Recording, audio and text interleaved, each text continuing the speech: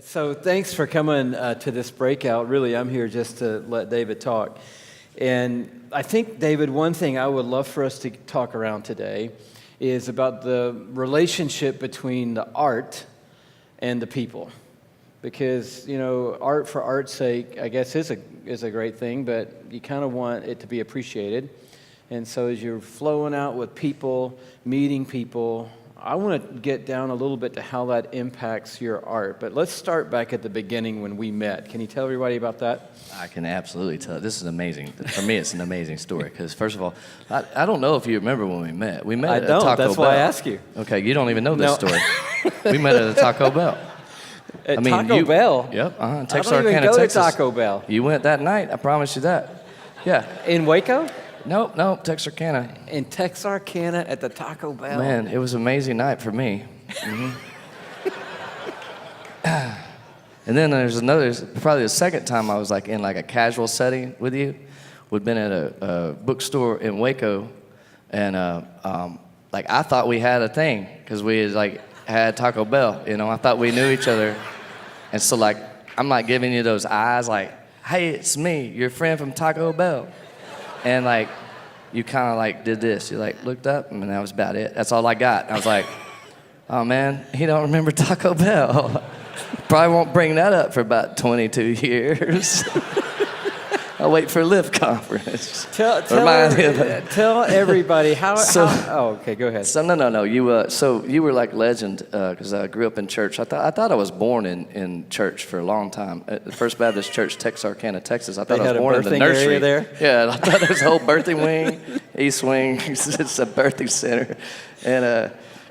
So I thought I was in church. Delivering babies and all that stuff. Do what? It's crazy. Have a deacon delivering babies or what? I don't know how it worked. I mean, I was like a baby. You know. That's the first memory you have, though. Is I thought I was born in church. We were at church all the time. I couldn't tell the difference between there and home. It was weird. And so, but you entered my life when I was probably in junior high, high school, something like that. You were you were the speaker that I could pay attention to.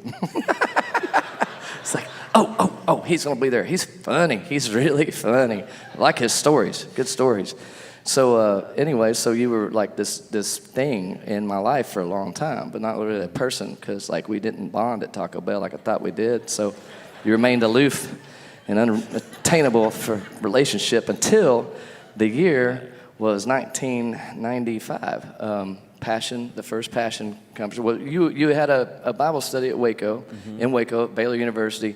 It was called Choice, and so all the college kids at Waco that knew what was going on and that loved Jesus were at your Bible study there. And I went a few times while I'd visit friends that were at Baylor, and I would plan it so that I could come to Choice and see this friend of mine from Taco Bell. And so and I would tell everybody, oh yeah, we ate at Taco Bell together. And he likes soft tacos. And so so then it's 95, and you have the first Passion Conference has happened in Austin, and I get a phone call. I've been at a church now. I'd just been a part of a church start. It was my junior year of college at Baylor, and we had started a church, mostly college kids, pretty much all college. It was all college kids. And we had written some songs about a year into the thing, and then it was back into 95, so it might have been going into 96. But anyway, you call. I'm in the office. I'm in the church office. And now let me give it. This is legit. I was on staff at this church for 16 years, man. 16 years I was on staff at this church, and I'm in the church office. I'm sitting in the office at my desk, just sitting there. And there's nothing to do. It was a bunch of college kids. What am I going to do? And so, sitting there, and the phone rings, and it's you. And I'm like, oh yeah. Just that whole story that I was in the office. The phone on your desk that I called. That right, phone. Is sitting. I'm being serious, man. I'm sitting in the office. I don't know what I was doing. Probably reading something useless. And you call and you say, hey man, my name's Louis Giglio. And in my mind I say, oh yeah, I'm a good friend from Taco Bell. But I don't say it out loud. And then you say, we got a little deal going. We recorded a live record, and we'd like to use one of your songs on this deal. It was You Alone. It was actually the first song I ever wrote. Speaking of the intersection of art and all that other stuff.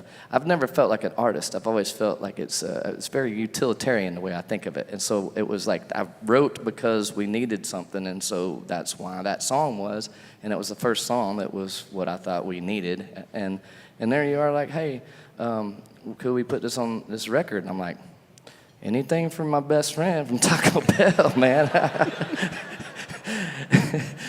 But it really started it's like, he does not, I've kept that for so, yeah, anyway. Why did you choose to do all that right here in front of all these people? I'm like, it's you need to just tell me earlier and say, I've really been frustrated for a long time now.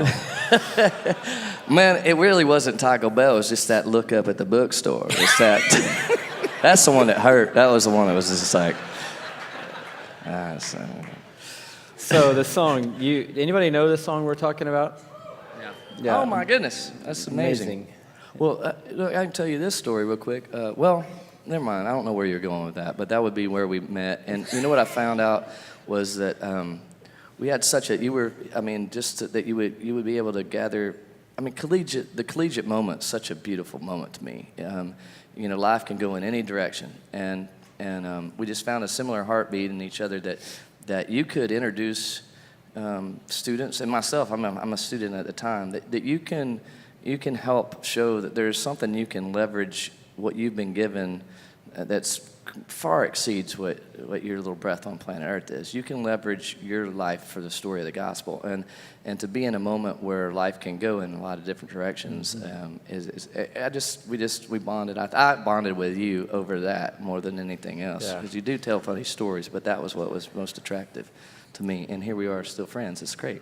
Amazingly, especially after the bookstore moment, we survived that, and we're still here. I tell you that what I remember about you early on is kind of being a little bit intimidated and in awe of the fact that you had this ability, David, to translate. Eugene Peterson translated scripture, and I used to, for another day, but I used to push back on people that say, I like the Message Bible. I'm like, it's not a Bible.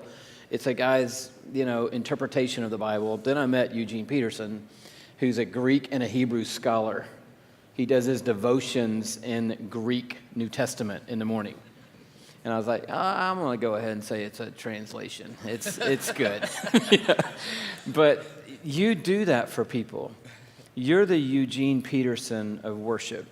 You take our story and when it comes through David Crowder's filter world mind experience and comes out on the other side, everybody goes, why didn't I write, I could have been 6 feet under, I could have been lost forever. And I'm like, why didn't I write that? But that's the Eugene Peterson version of Easter. And somehow you had that like from day one. Do you even know how that happened? Or not really, no. Actually, I do completely, yes. Sorry, I was trying to fit in. It doesn't ever work. I try so hard. All right. I missed that. Do you or do you not know how that happened? I'm not sure. You're not sure? Okay, so we're about to find out. It's deflection. Yeah, Are you guys glad you came to this breakout so far? Anybody want to go? Man. Should we just give, you want to hang, should we give like a minute, everybody close their eyes if you want to slip out and go to the bass and drums workshop? I think it's going great. I feel wonderful. What was the question? Yeah.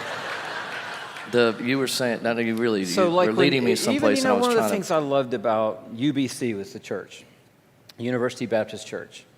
And in a way, we were trying to do something very complicated. David and I were both, Choice and UBC. We were trying to reach a predominantly inoculated audience with a very invigorating story. That's so well said. Yes. And that's hard to do. You're better off going to Cal Berkeley and starting a Bible study than going to Baylor University. Exactly. I identify everything. And so you're trying to plant a church for these people. And I call it Jimmy Buffett. It's Jimmy Buffett. You've got to sing about the ocean over and over and over and make it feel new. But everybody's already been to the ocean because they live in Key West. It's like, how do you do that? It's impossible. Exactly. I'm going to say sand again, ocean. Like, again, there's trigger words that you got to figure out how to do something creative with over and over and over and over. But you need the trigger words because you got to say something about the ocean, and that's what you're going to talk about. And so I've always looked at it like, how do you keep riding Margaritaville? It's pretty much. Sorry, that's the title of this. He wouldn't let me put that as the title of this talk. But how do you keep riding Margaritaville? Oh man. Take him to the ocean. For me, it's what Jason Diba said last night. It was just one little. That's the guy that's kind of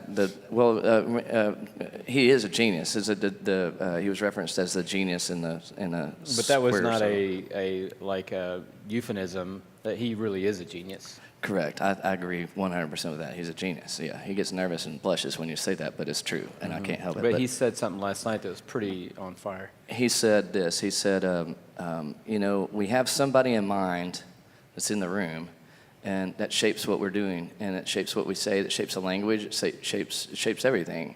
And most of the time, particularly, we have someone that we've invited that's in the room, and then he kind of paused, and he went, now, if you haven't invited anybody, well, that's a heart check.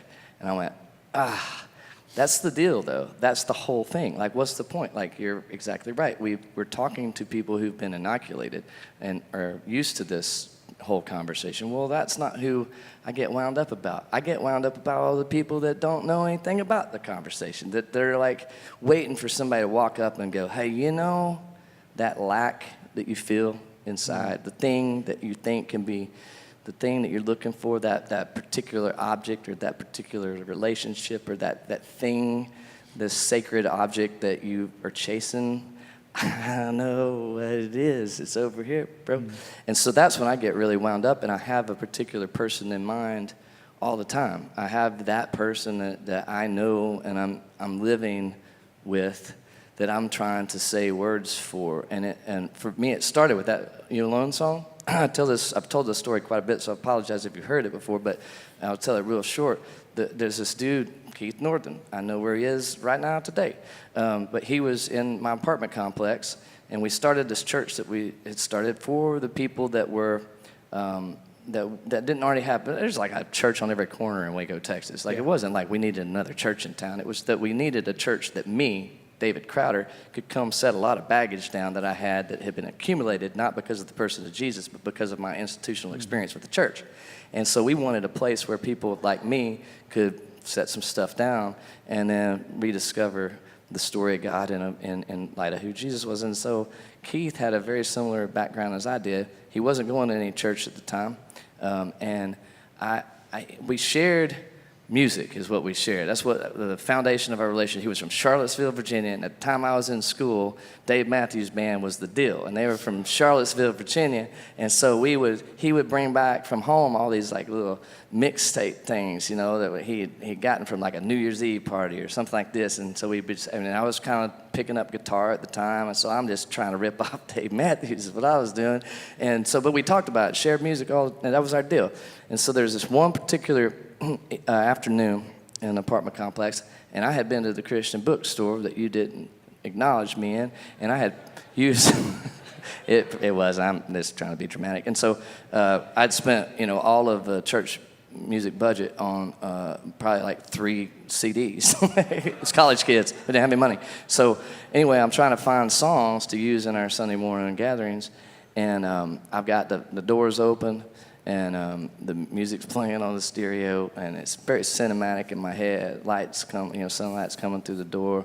Keith shows up in the doorway, and he's smoking a cigarette, and cigarette smoke's curling up in the sunlight, as I said, very cinematic-like, and he takes a big inhale and exhales, and says, "What the?" And then a long string of very colorful modifiers followed that, is that, and then he leaves, and I'm sitting there listening to what's playing, and I'm thinking, man, he's totally right. Like, I'm having a hard time finding stuff that should be very simple. Like, I know Keith, I know me, why don't I try to write something? And then so that would be what led to giving a stab at things. But it's a utilitarian start. It felt like I had a particular person in mind.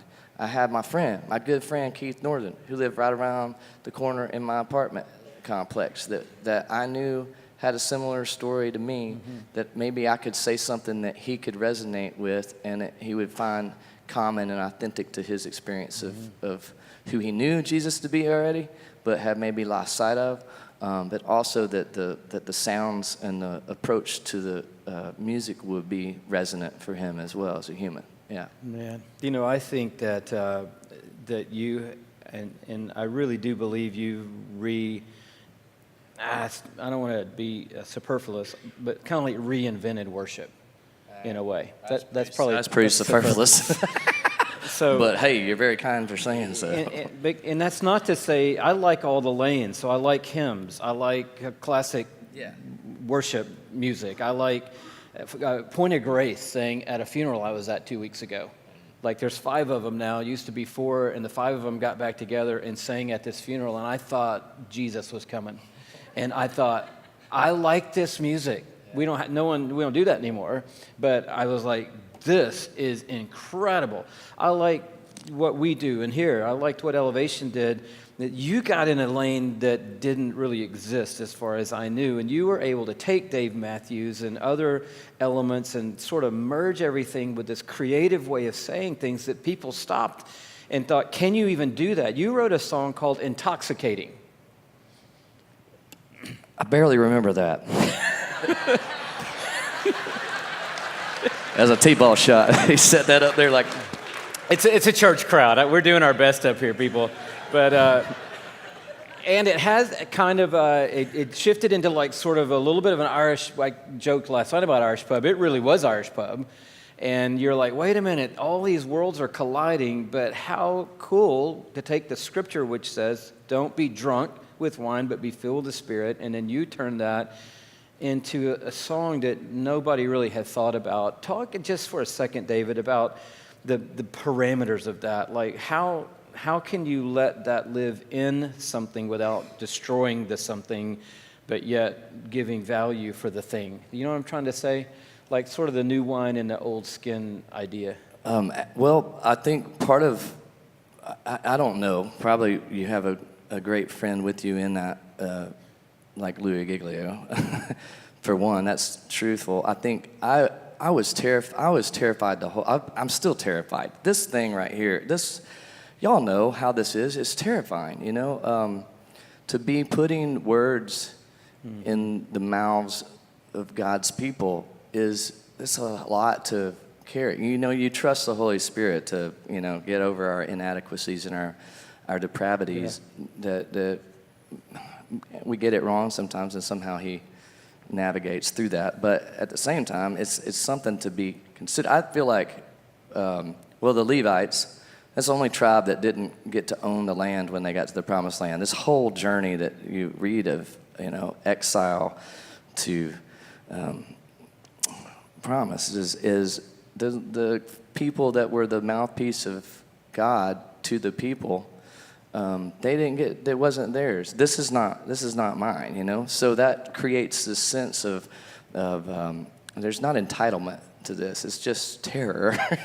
And so you find a lot of people that are smarter than you are, that have more experience. And so when I'm writing those songs, I've got there's a handful of professors at Baylor that I'm talking to and showing these lyrics to. There's my good friends that's pastor of the church that I'm not making a step outside of what God's already doing in our community, and making sure that the words that we're singing together, because music is sneaky, and the words that we're singing together are forming us in a way that we felt theologically grounded and have support for. So we were doing a lot of hymns and things that had been vetted for years. So we were sneaking these things in along the way for well-vetted songs, or along with well-vetted songs. So I think there's a respect and I think a holy terror that comes with doing this.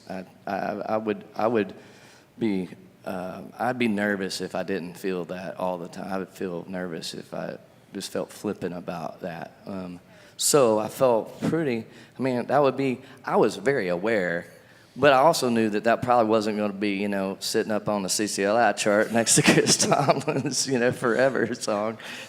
But I feel like we all have our lanes, Yeah. And so I don't want to be Chris Tomlin. I think Chris Tomlin is I mean, he's a beautiful thing to happen on planet Earth. There's never been a time in history of the church where a living songwriter has had more of his songs sung by the people of God. That's a special man that's got a breath of God through him.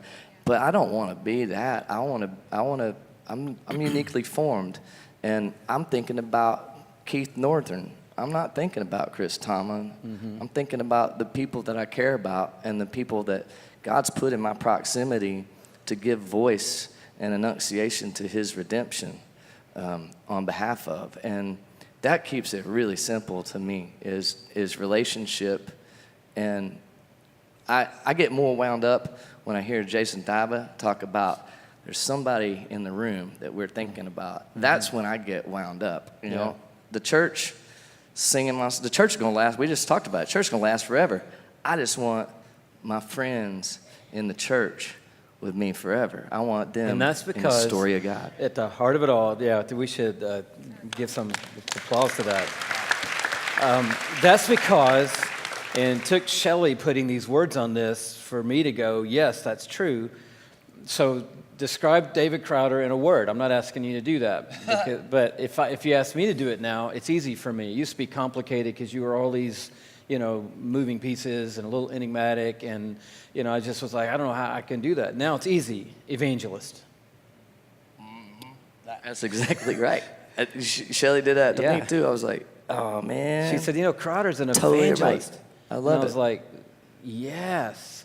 So when you lived in Waco, we didn't live in Waco together very long, and then we've known each other, but never lived in the same city. But you moved to Atlanta not long ago, and moved into, I wouldn't say the most churched area of Atlanta. It was a kind of a rough edge of town, and all kinds of people there. And you got in the fabric. You met this guy named Richard over time. Tell us the story about how you met him and what kind of, I know it's a long story, but just give us a little bit of it. Yeah. Well, the neighborhood, it's called Cabbage Town. It's really diverse. It's a diverse socioeconomic neighborhood. It's amazing. It's interesting. I mean, you got everybody in one place, and it's neat. I could talk about that. Give us 4 people that are in there. When you say everybody, you got your... the DA is sitting across the table from, the lawyer that they were just arguing with, 10 minutes ago when they got to the same little hangout spot. But then you've also got the painter that's painted every house in the little neighborhood sitting right there next to them. And you've got the barber, the coolest barber shop on the planet, where you can get Crowder beard oils made right there at Mary Todd's in Cabbage Town on Carroll Street. I don't think it's available in the resource center, unfortunately. But the number's going to be on the screen in just a minute. Apparently there's some allergies. We ain't got it. I'm just kidding. It itches, but it smells great. I told you not to put the peanut oil in it. Yeah. It doesn't itch. That's funny. Anyway, no, it's and then you've got Jeff, who's got he's got plywood people. It's just an unbelievable melting pot. I say it's how Austin wants to be Portland, Texas. Austin, Texas wants to be Portland, Oregon. This is the best things of Austin and Portland without any of the pretension or striving. It's a good little spot. A lot of arty folks too. But story after story after story. I don't know. I think part of it is that. Let me tell the Richard thing, I guess, first. But I really want you to talk about the Winsome deal, because I feel like that shaped our community, and that describes how what's going on in my mind a lot. That's prayers that you ask. There's 2, hey, just every day, pray these 2. I would love for you to say that. That felt like. Anyway, Richard, I don't know, he's this dude. We were playing this deal. One campaign started by Bono. He's a singer for a band from Ireland, and I think he's Christian. I don't know. And so, so they're doing this deal where it's called protest songs. They wanted a bunch of artists to record what they call protest songs, and we were supposed to film them in some just out in public like a pop-up thing, but you don't tell anybody about it. And then they were going to project the performances on the Tate Modern in London. And so we're filming downtown in Atlanta at Woodford Park. And it's this little gazebo, little quaint thing. It's me and a couple other players, and we're playing. And my guy that was taking care of my whole life, Jay Desai, who's been running monitors this whole time for this conference, he's there, and he's kind of making sure all the production stuff's happening. We're recording, we're in the red, all that good stuff. And I tell him, I say, hey man, I saw this dude scoot up on this wheelchair. It's like motorized, and it's like fast, man. It's like, and I'm like, golly, that wheelchair's fast. What I'm thinking while I'm playing, you know how it goes. You can do two things at once. And so I'm like, man, that thing is fast. And I look at his hat. It's got like a veteran's deal on. I'm like, man, that's a veteran right there. And then he's got this gal standing by him. I'm like, I bet that's his wife. I don't know. I'm forming a story in my mind about the whole situation. And then as soon as I get a pause from the filming deal, I tell Jay, I say, hey, man, can you track that dude down in a wheelchair? We're going to want him in some of those shots. I need to get to know him. I just tell he got some stories. You know, I just feel like that guy's got stories to tell for days. I just need to like hang out. You know, it's what I'm thinking, but I try to present it as something like professional, like, hey, we should have him in the video. You know, it doesn't fool anybody ever, but I try to act like anyway. So the great thing is, dude in the motorized wheelchair, about the time I've communicated this to Jay, I see him go, bam, and he's like gone. I'm like, dadgum. And I see Jay start to jog after him. He gets about, I don't know, I'd say he gave it a good go for about 3 strides, and then it was like, nope. And he turned around and went, I'm like, dude in the wheelchair outran you, man. That's sad. So I let it go, and then we get done with the deal, and I'm back at Carroll Street in Cabbagetown, and I'm walking towards we live in this place called the Stacks. It's like this old warehouse. It's like used to be a cotton, I don't know, anyway, blah. And so I'm walking in, and I see a dude in the wheelchair with this little lady, and then he's coming around the deal, and I'm like, oh man, and I'm like, hey, and so as I'm saying, hey, and my hands are like, what? And then he's like, the dude in the wheelchair is like, and I'm like, When he comes up, he goes, man, you're the famous guy. I'm like, I don't know about that. And he goes, well, you were singing in the park. I go, if that makes you famous, I'm him. And then I said, you're the guy in the wheelchair. And he's like, yes, I am. You were at the park too. He's like, yes, I was. So what are you doing over here? He goes, I live here. I'm like, what? He goes, yeah, I live in the Stacks. I'm like, I live in the Stacks. He's like, no. I go, yes. Why are you here? And when did you get to the Stacks? He goes, we're just moving in this weekend. I'm like, my gosh, well, we got to be good friends. Why are you here? What brought you to Atlanta? He goes, I'm getting some very experimental treatments done on the disease I have. And then we became really good friends. And it turned out he was a Marine. Richard was a Marine. Hard, long life. He was like the coolest. I mean, like manly man. And now he's stuck in a wheelchair with not a lot of time left. And what I love about what I get to do, I'll tell you this right now. One of my favorite things is that I get to say, a lot of people that are in ministry, they're like, man, just don't ask me what I do. Please don't ask me what I do. You know, if you're on an airplane, like, just don't ask me what I do, And me, I'm like, please ask me what I do. Please just ask me what I do. Because then I go, oh, no, yeah. I make church music.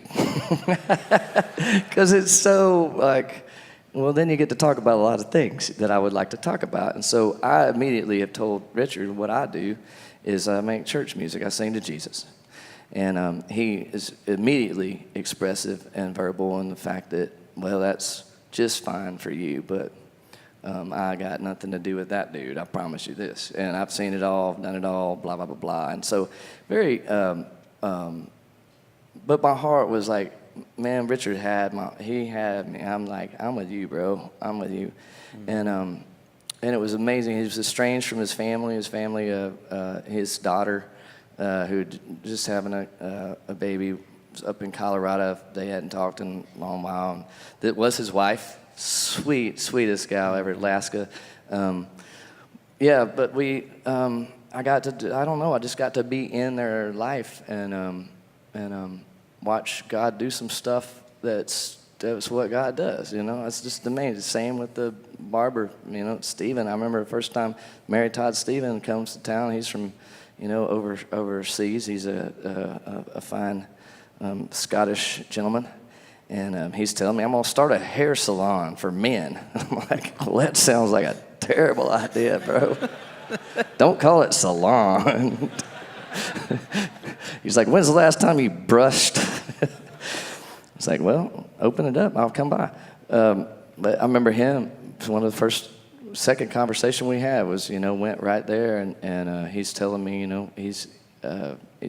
he makes a statement, says, man, there's no reason to believe in Jesus. You don't have to believe in Jesus. Jesus is a freaking deal. He didn't use the word freaking, but he's a freaking deal. And it meant no one disagrees with Jesus. I used to be scared to say the word Jesus. Back in the day, at one of the probably a choice Bible study that I had popped in with a friend, you were talking to the college students saying, if you're on your hallway, if the people on the hallway of your dorm don't know that you love Jesus, something's maybe wrong. Because it should be everything that Levi was talking. It should be contagious. It should be like, I can't wait to tell you about this thing, that thing that you're chasing, the thing that feels like it's vacant in there, the thing that keeps you nervous and sad and there's suffering and there's stuff that you think can fix it, a particular set of circumstances, a particular person, a particular thing, all these things that you think can ease that and be a balm to that suffering. It's going to be an endless pursuit, and I can tell you, I can point you at least in a direction, and man, to watch these people catch fire, not just like. Anyway, it's been, that's my favorite thing. That's my favorite thing. When you get around David, eventually, like every conversation, and, every conversation pretty quickly will get around to somebody's crazy story. Because everybody's got a crazy story. But these people just tell you a lot faster because they're not trying to hide or veneer anything. It's like, here's the deal. And you always got some crazy story of somebody you met in the neighborhood and their complicated thing. We've done funerals together for people that have been in stories that you've been in and all kinds of crazy stuff.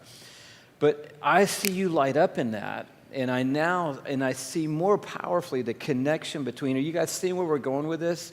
The connection between how I write and how I lead and what I lead because of the people that I'm reaching with the gospel. And when Jason said that last night, we already knew a little bit of where I wanted David to go today. But when he said that last night, I was like, that is it right there. And, even at Passion City, we're 7 years old as a church. So we're still just kind of getting going. And for the first few years, we were hopscotching around town. We were homeless. We didn't have a place. We've been in this building for 5 years, so we've kind of been real for 5 years. We've been meeting in the morning in the same place for 5 years, so people consider, okay, now you're a church. And it probably didn't take us 2 years to turn from pioneers to settlers. And I was shocked. Because, for 2.5 years, you had to go on a website to find out where we were meeting. Are we meeting? Are we meeting? Okay, we're not meeting. Okay, yeah, go to your other church. Okay, we're meeting. Okay, great. Where are we meeting? Well, we're meeting over here. We're meeting over there. And it was all this fresh momentum of trying to put out a tent in a city. And then we got in this building, and I would look around because I'm like you. It's a big room, but I pretty much tell you what's going on. And I would see these people, lovely people, sitting in the exact same seats every week. And I'd never, ever, ever, ever, ever saw anyone sitting next to them that I didn't recognize. 2 years went by, and I'm like, there's no neighbor, no brother, no cousin, no barber, no house cleaner, nobody. And I realized that pioneers can build a little house on the prairie and put a little wooden fence around it and stack up 2 cords of wood and just settle down. And so for Passion City, it scared me to death.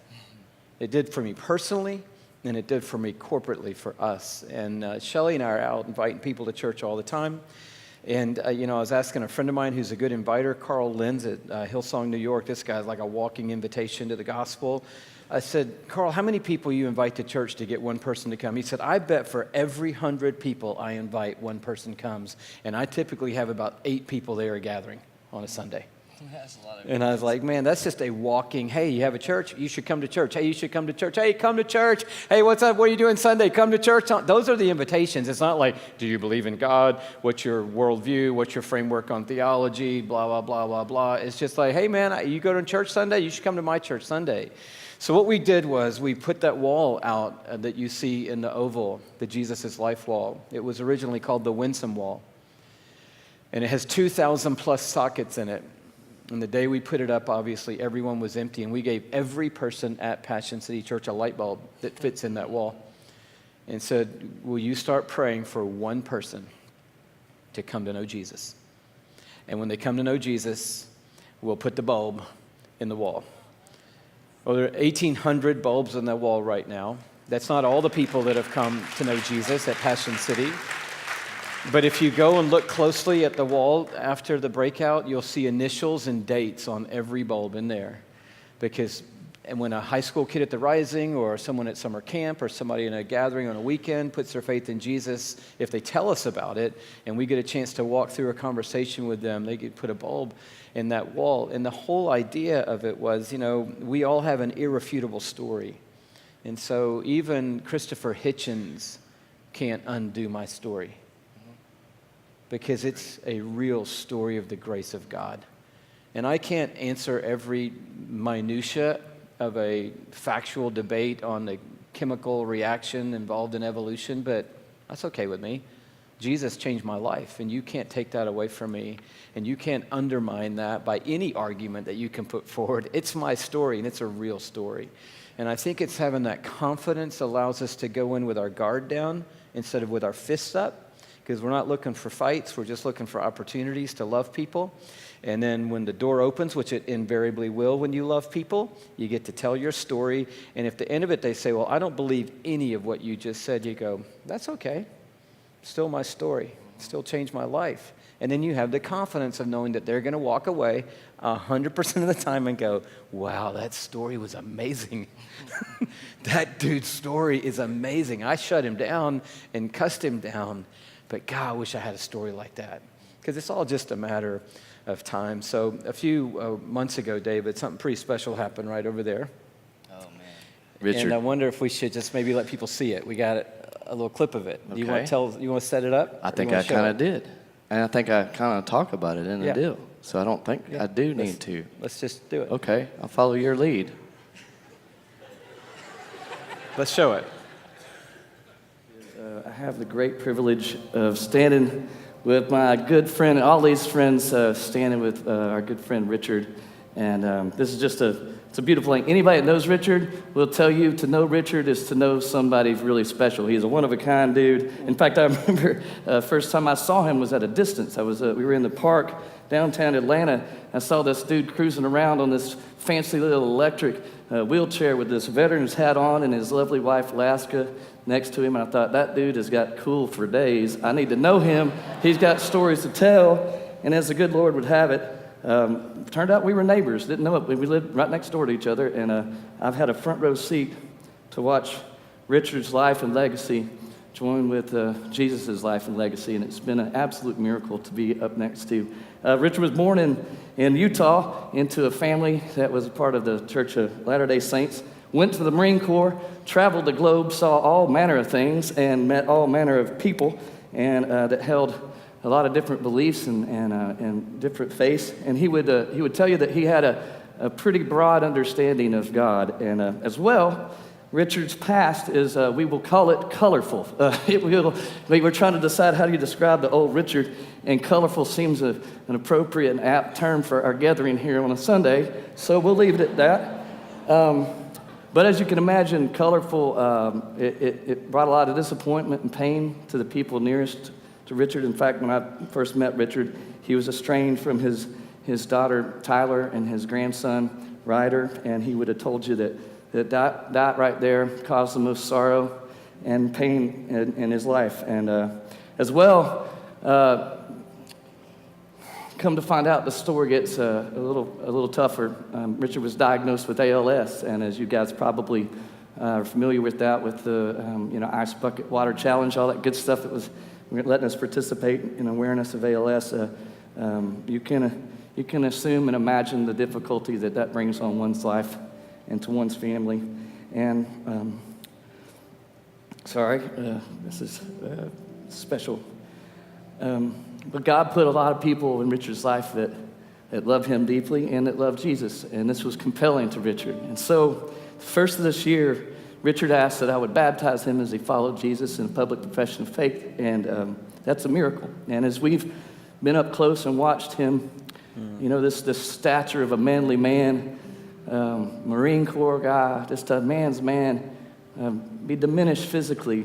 We've watched as his story has joined the story of God, and the stature of his legacy and his life grow in enormous, miraculous ways. The shadow this guy casts is going to cover generations of veterans and soldiers and people and their fellow fighters of ALS. It's amazing the legacy and the influence that God's put on this man. It's unbelievable. And to hear his wife, Laska, talk about how the colorful old Richard's no longer with us, but the brand new Richard is here. To hear Richard talk about, and he'll tell you through Christ, his daughter and her husband and his grandson, Ryder, moved here to Atlanta, Georgia, to be in his life, to take care of him daily, right? To hear Richard talk about how God has given his life, how humbling it is that God's given his life meaning and purpose, and to hear Richard, to hear Richard talk about and tell you that he's the happiest, most contented he's ever been in his whole life is to be right up next to the miraculous, redemptive work of Christ. And so, Richard, because Christ died for you and rose again, and because you have put your trust in him, I baptize you and have the great joy of baptizing you today. In the name of the Father, the Son, and the Holy Spirit. Amen.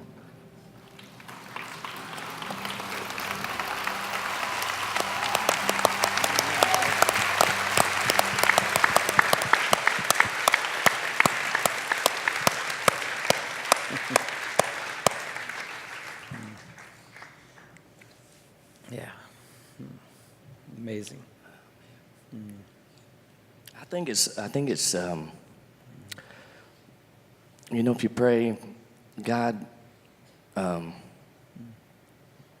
use me today.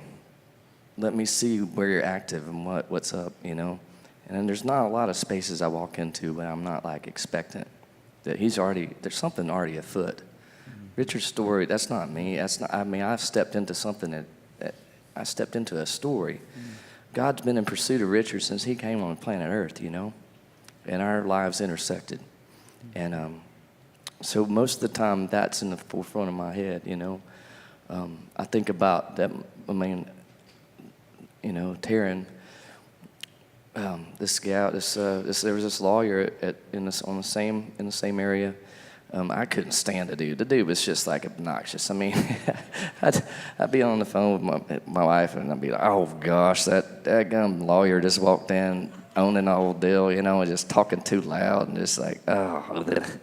Now, to fast forward, he's in prison right now, and he calls me little brother, and I call him big brother, and I've got all the guys that are playing with me on the bus, sending him postcards and stuff because he fell in love with Jesus again. He was known as the Coke lawyer, and because of cocaine, and not Coca-Cola, Atlanta, Georgia. I want to make sure, but he had grown up. Almost identical to my story. He probably thought he was born in the nursery of the church that he grew up in, and he went off to Christian college. And the very first time he had sex at his Christian college with his girlfriend that he'd been dating for 3 years. They went off to school together. They got pregnant. And then he sat with the dean of the college, and he told him, "This school's not for you." And he argues back because he's a smart dude too. I thought this is exactly what the whole story is about, is moments like this. And he's like, "Well, the story might be about that, but this school's not, so you got to go. And his life went shht, and he winds up dating a stripper from Atlanta who worked at one of the restaurants that's right there on Carroll Street, and we got to be friends too. And first thing she said to me was, I can't use all the words. Basically, I'm an enemy of God, and I know what you are. I know who you are, and I think God's just a this or that, and I'm here to be this or that back to God. And she met Jesus on the road between my friend's, the lawyer's house, and Atlanta, Georgia, in the mountains. And Jesus pulled her over to the side of the road by herself, and she knew the whole thing was real. And you've never seen anybody come to life like you saw this little girl come to life. And she started journaling, man. She's like asking me like, so hang on, listen. In the meta-narrative of Scripture, because she was a big reader, she's like, listen, so Joshua, what's his deal, man? She's making like character, like outline studies deal. And I'm like, whoa, slow your roll, man. Like, listen, you should start with like Mark. That's like interest level stuff, man.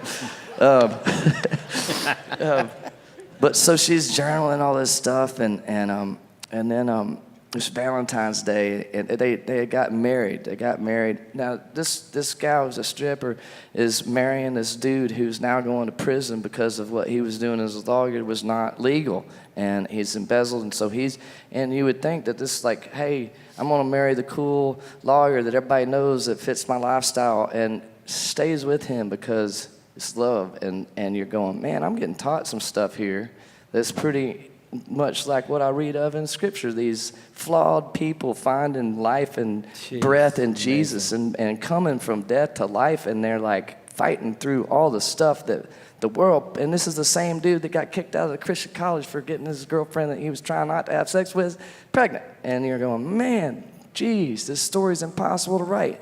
It's Valentine's Day, and on the way home, they are in a wreck, and she dies. And this is like a month or two into this newfound life. And so Louie's there at the memorial service, and she's got a lot of friends that didn't even understand how her life had turned necessarily yet. She got her family there who don't understand how her life has turned. And so Louie didn't give Louie's words, which would have been beautiful. But Louie just read her words that were about Jesus pulling her to the side of the road and showing her that she was valuable and loved and worth something, and set her on fire. And I'm telling you, that stuff, that's why we sing these songs. I don't know how to sing these songs if they don't have people and stories and death to life attached to them, because that's why we get this space of ground that we don't own, because it's not ours. This breath is not ours. These songs are not ours. This life is not mine, you know. It's been given to me, and so I want people to feel that, you know. I want people to understand that, and that would be what drives me. Yeah. I got to baptize Stephen, too. That was a brilliant thing. Now that dude, he kind of got annoying. You know, I remember when Levi was talking about that dude, you know, the tattoos on the neck and the eyes. My gosh, that guy is a little much, you know. He's very excited about Jesus. You know, I think that I feel the tension, if there is one, and if there is, could you just nod and let me know? You don't have to raise your hand, but I felt a tension. Dave and I were talking about it. David and I were talking about it, that some of you are like, I'd like to reach out to that guy, but he's not coming to our church. Is that tension in the room at all? Like, that guy rolls in our place to be like. And then there's the other tension of, I don't know how to get my church to be more interested in the margins of the city, whether they're rich people or poor people or crazy people or people on their way to jail or whatever, but just the margins where people don't know God. And I think the simplest thing today for me is, and maybe for all of us, is to just take in a figurative way our light bulb away today. Mm-hmm. Every one of us in this room. and to say, who is it, God, that you want me to start praying for? And so you would go to people's work, and that light bulb would be sitting on their desk. You'd get in somebody's car to go somewhere, and in the cup holder would be their light bulb, like 9 months later.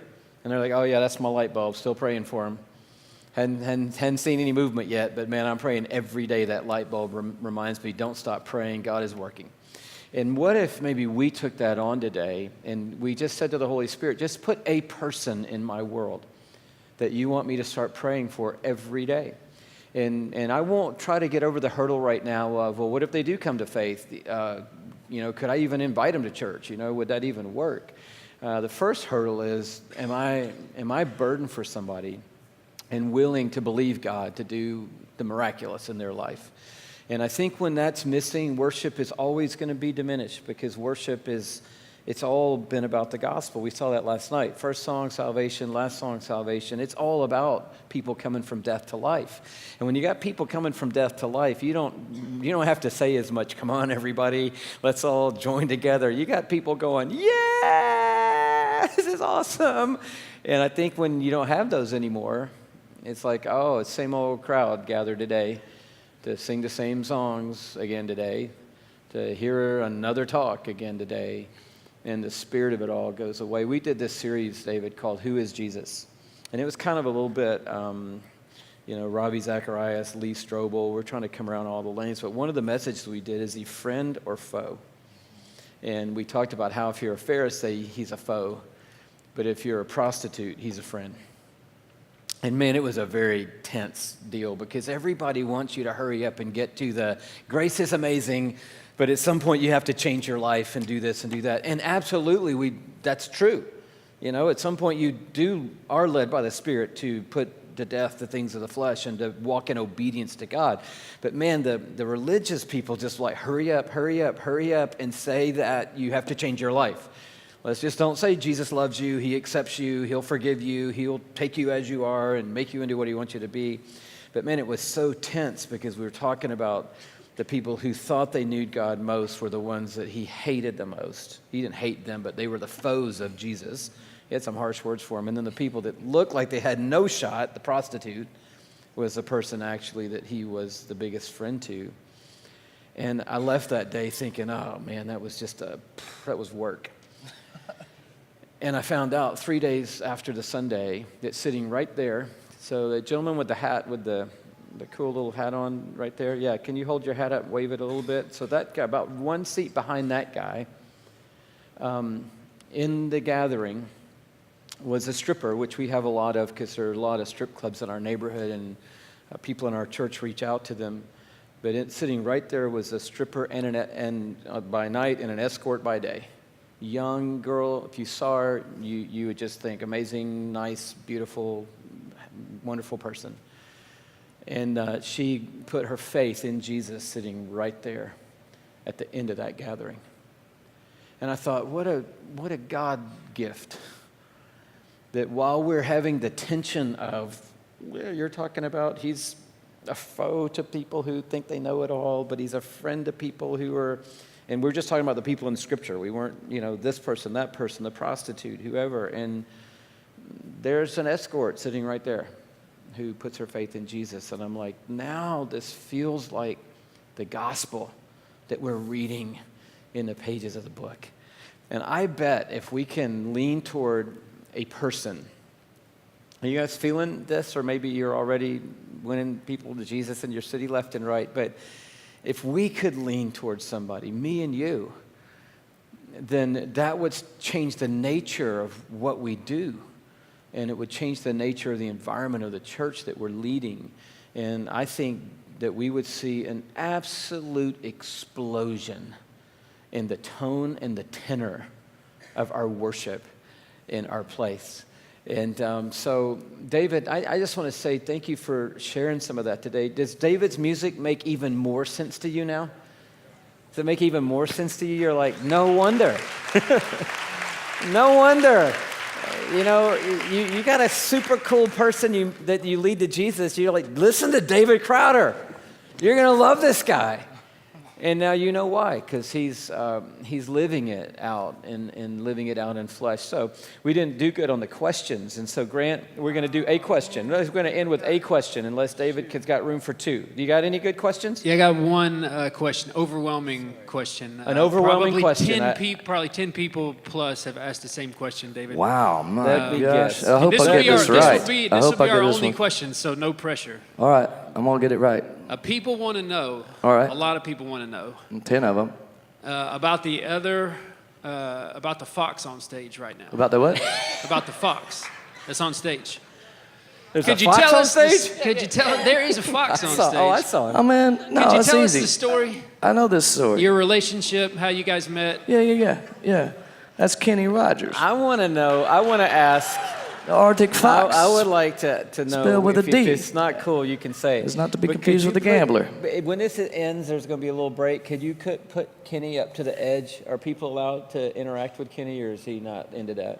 Well, first of all, it's a girl dog, so that's weird. Is she like interaction? Yeah, or no? as long as it's not too aggressive, she's fine. Because I Well remember behaved. the first time I saw that thing Right. somewhere backstage and I touched it, it was like, okay. It's the pardon me, softest. I didn't know it was her real fox. Okay, yeah. Yeah. What's the story? Is there one? I think I already told it. It's Kenny Rogers' Arctic Fox, spelled with a D. It's not to be confused. Man, she's got a great life. She loved everything about it. Man, sometimes you need things, and I just need things like that, just... There it is. There she is. I just need death close, just next to me all the time. That feels soft and touchable. Pet. You can pet death if you want to. Do we have a good London and I have had. I was photo? filming a deal. I was probably trying to wax eloquently about something that you asked me to do, and we were in the studio over there, and I had Kenny because I thought it'd be neat and confusing if she was sitting next to me in the video without acknowledging her. Then the people watching the video would be like, "What's the deal with the dog that's so still?" That kind of thing. And then London was in there because Shelley was making sure I didn't say things that were not good to say or record. And so London, honestly, it's confusing to real live dogs and people. And so because there's no smell. The dog wants to smell, and it's not giving off like dog smell. You know how they sniff each other? It just doesn't go anywhere, really. And so London was really confused, and she barked. London doesn't bark. She barked at Kenny. Got real upset about the fact that she's dead. Yeah. She didn't like that at all. I was like, hey, man, that's your future. Deal with it. Ain't none of us getting out of here. Thank goodness. Thank goodness all the creation's redeemed, though, as far as I read. So got a good shot of seeing her later, I guess. Is there a second most asked question? Incredible. The second most asked question would be, a lot of people want to know about your beard, but I know you have a lot to say. Maybe just one quick thing, if there's a tip for people. I'm confused about the beard question. Tip. How many people ask the beard question? I would say probably close to 20. Oh, more than they want to know about a dead dog on stage. Yeah. It's more interesting. Like, how did you do that? I don't know. How'd you grow your arm? I don't know. Magic. It's amazing. Just let yourself go. Don't do nothing. And it's like, I'm making more now. Incredible. Good question, though. Good question.